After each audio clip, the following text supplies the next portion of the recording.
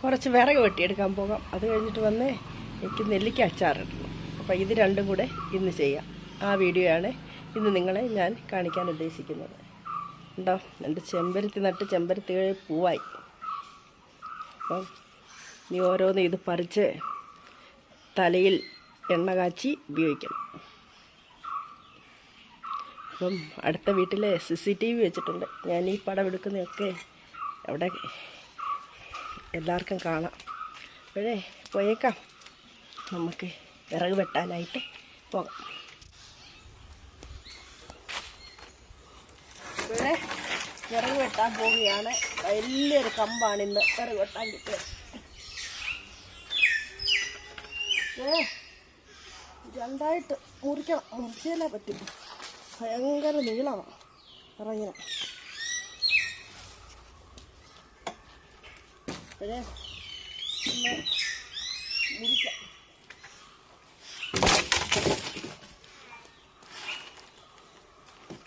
കൊത്തി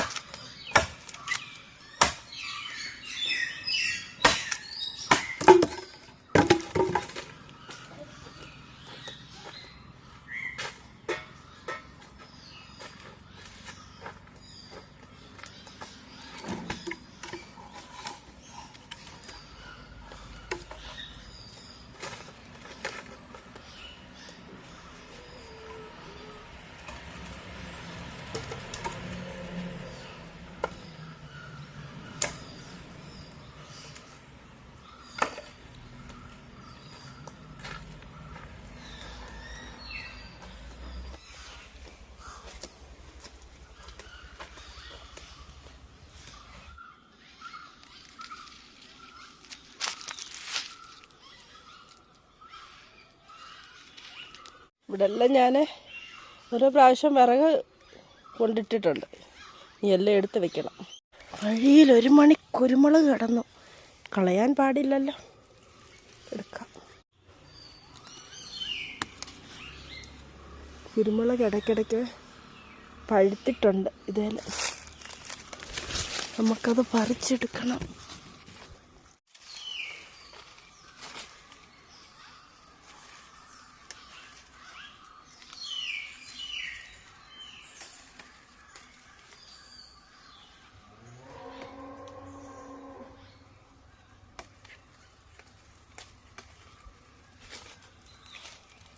ഇപ്പം ഞാൻ പറമ്പിക്കൂടാണ് നടക്കുന്നത്.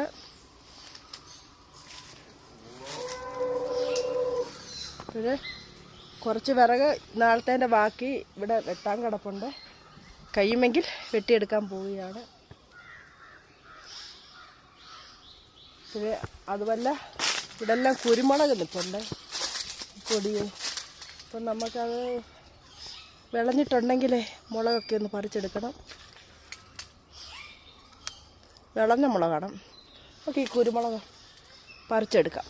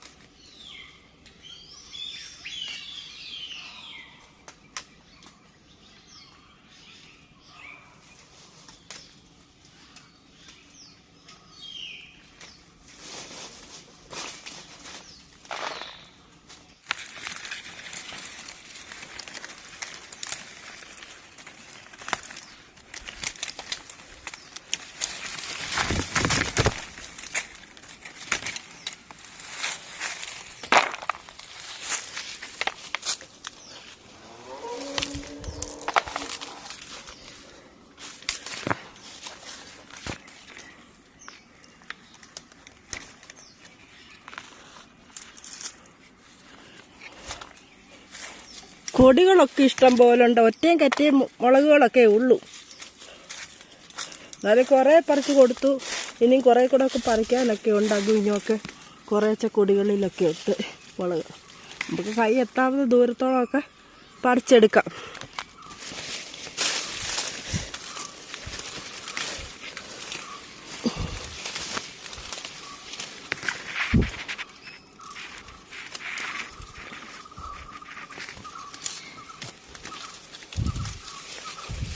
മൊത്തം കിളികളൊക്കെ തിന്നും. പഴുത്തിടയ്ക്ക് എല്ലാം ഒരുമിച്ച് വിളയത്തില്ല.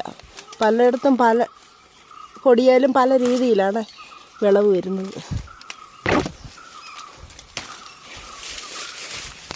അത് കഴിഞ്ഞൊക്കെ ഒറ്റയും കറ്റയൊക്കെ ഉള്ളൂ.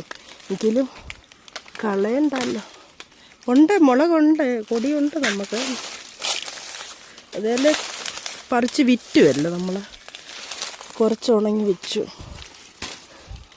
ഇനി നമ്മുടെ ആവശ്യത്തിനുള്ള ഇവിടുന്ന് തന്നെ ഉണങ്ങി കിട്ടും.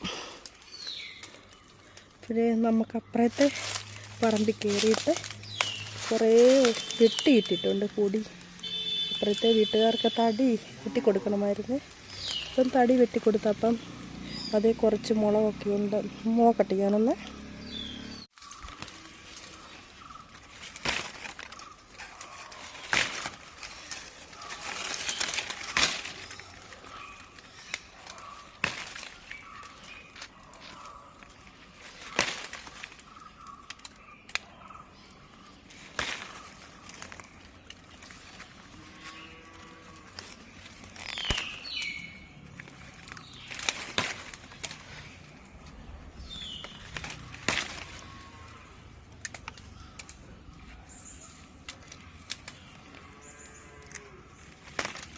നമ്മുടെ കൈ എത്താവുന്ന ദൂരത്തോളം ഒക്കെ ഉള്ളതൊക്കെ പറിച്ചെടുക്കാം.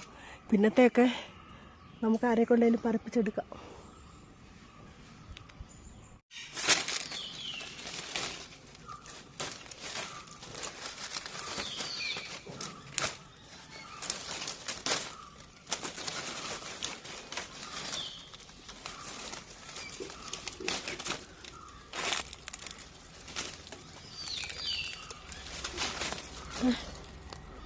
ഉണ്ടോ, എഴുത്ത് കിടക്കുകയാണ്.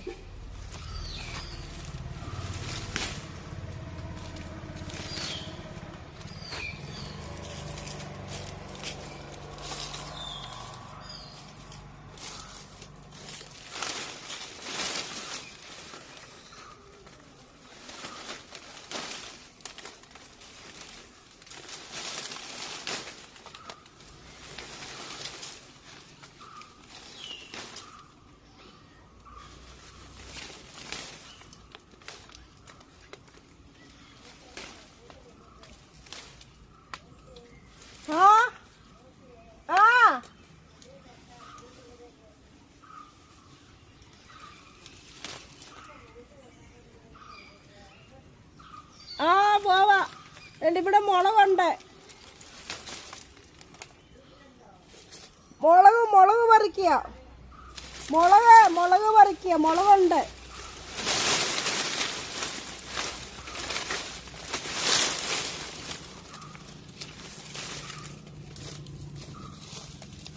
ആവിയിൽ വെച്ച് പുഴുങ്ങിയ നെല്ലിക്കയാണിത്. ഇതിൽ നിന്നും ഞാൻ കുറച്ച് നെല്ലിക്ക എടുത്തു. നെല്ലിക്ക ഇങ്ങനെ പിളർത്തി വെച്ചിട്ടുണ്ട്. അപ്പോൾ അച്ചാറിടാൻ പോവുകയാണിത്. ഇത് വെള്ളയ്ക്കും ഞാനിടാനാണ് ഉദ്ദേശിക്കുന്നത്. അപ്പോൾ ഇന്ന് ഞാൻ മുളക് പൊടി ഇട്ട് അച്ചാറാണ് ഉണ്ടാക്കുന്നത്. അതിനായിട്ട് കുറച്ച് വെളുത്തുള്ളി, ഇഞ്ചി, പച്ചമുളക് എടുത്തിട്ടുണ്ട്. ഇനി കറിവേപ്പിലയും മുളക് പൊടി, ഉലുവാപ്പൊടി, കായപ്പൊടി ഇത്രയും കൂടെ വേണം. പിന്നെ നമുക്ക് ഉണ്ടാക്കാൻ ആവശ്യമായ ഓയിലും വേണം. അപ്പോഴേ ഉണ്ടാക്കാനായിട്ട് പോകാം. മറ്റേ നെല്ലിക്ക ഞാൻ ആവശ്യത്തിന് ഉപ്പുപൊടി ഇട്ട് ഇളക്കി വെച്ചു. നമുക്ക് ആവശ്യം വരുമ്പോഴേ എടുത്ത് ഉപയോഗിക്കാം. വെള്ളയ്ക്ക് അച്ചാറിടുവോ മുളക് പൊടി ഇട്ടിടുവോ ഒക്കെ ചെയ്യാം. ഇപ്പം ഞാൻ അടച്ച് ഫ്രിഡ്ജിൽ വീണ്ടും വെക്കുകയാണ്. ഒരു ഉരുളി അടുപ്പത്ത് വെച്ചിട്ടുണ്ടായിരുന്നു. ഉരുളി ചൂടായപ്പോഴേ എണ്ണ ഒഴിച്ചു കൊടുത്തു. എണ്ണ ഇപ്പോൾ ചൂടായിട്ടുണ്ട്. ഇതിലേക്ക് കടുകിട്ട് പൊട്ടിക്കാം. അതിനുശേഷം വെളുത്തുള്ളിയും ഇഞ്ചിയും പച്ചമുളകും കൂടെ ഇട്ട് വഴറ്റി കറിവേപ്പിലയും ചേർത്ത് വഴറ്റാം. അതിനുശേഷം മുളക് പൊടി, കായപ്പൊടി, ഉലുവാപ്പൊടി ഇതൊക്കെ ഇട്ട് നമുക്ക് അച്ചാർ തയ്യാറാക്കാം. കുറച്ച് കറിവേപ്പിലയൂടെ ഇടണം. അത് ഞാൻ പറിച്ചു കൊണ്ട് വരട്ടെ. അതിനുശേഷം അപ്പോഴത്തേക്ക് ഇതൊന്ന് വഴന്ന് വരട്ടെ. കറിവേപ്പില ഇട്ടു. കറിവേപ്പിലയും വഴന്ന് വന്നിട്ടുണ്ട്. ഇതിലേക്ക് നമുക്ക് മുളക് പൊടി ആവശ്യത്തിനുള്ളത് ഇട്ട് കൊടുക്കാം. കൂടെ മഞ്ഞൾപ്പൊടിയും ഉലുവാപ്പൊടി, കായപ്പൊടി ഇത്രയും കൂടെ ചേർത്ത് ഒന്ന് വഴറ്റിയതിന് ശേഷം ആവശ്യത്തിനുള്ള വിനാഗിരി ഒഴിച്ചു കൊടുക്കാം. അപ്പോൾ ആവശ്യത്തിനുള്ള മുളക് പൊടി ഇവിടെ ഞാൻ ചേർക്കുകയാണ്.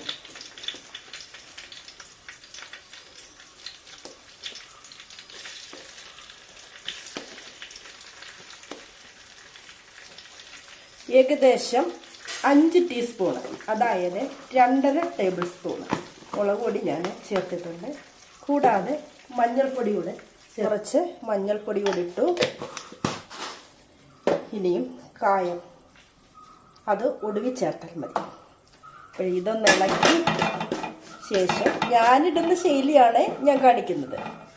അപ്പോഴേ ഇതൊന്ന് ഇളക്കിയ ശേഷം നമുക്ക് വിനാഗിരി ഒഴിച്ചു കൊടുക്കാം.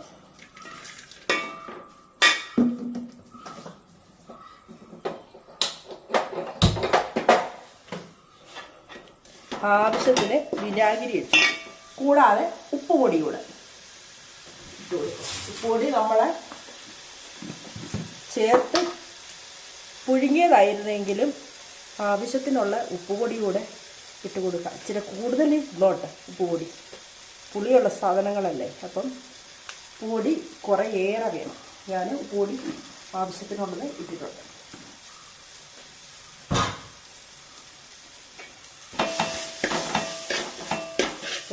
ഇളക്കി നന്നായി വഴറ്റിയ ശേഷം നമുക്കിനി വിനാഗിരിയോട് ചേർക്കാം.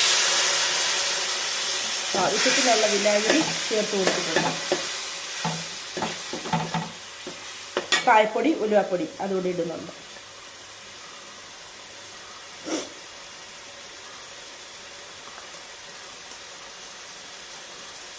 കുറച്ചേറെ കായപ്പൊടി ഇട്ട് കൊടുത്തു.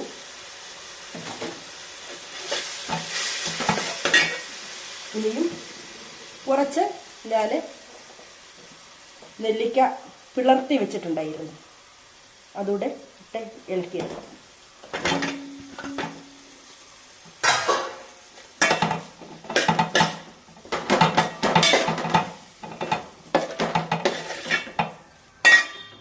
ഈ സമയം ഓഫ് ചെയ്തോളാം. ചാറ് വേണമെങ്കിൽ വെള്ളം തിളപ്പിച്ച് തണുത്ത ശേഷം ഒഴിക്കാവുന്നതാണ്.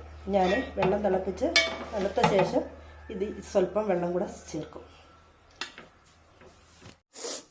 ചാറ് ആവശ്യമില്ല എങ്കിൽ ഇതേ പരുവത്തിന് ചില്ലുകുപ്പിയിൽ സൂക്ഷിക്കാവുന്നതാണ്. അപ്പോഴേ ഇങ്ങനെ സൂക്ഷിച്ചാൽ കേടുകൂടാതെ കുറച്ച് നാൾ ഇരുന്നോളും. ഇപ്പോഴേ ഇതേമാതിരി തന്നെ ഞാനങ്ങ് കോരി വയ്ക്കുകയാണ്.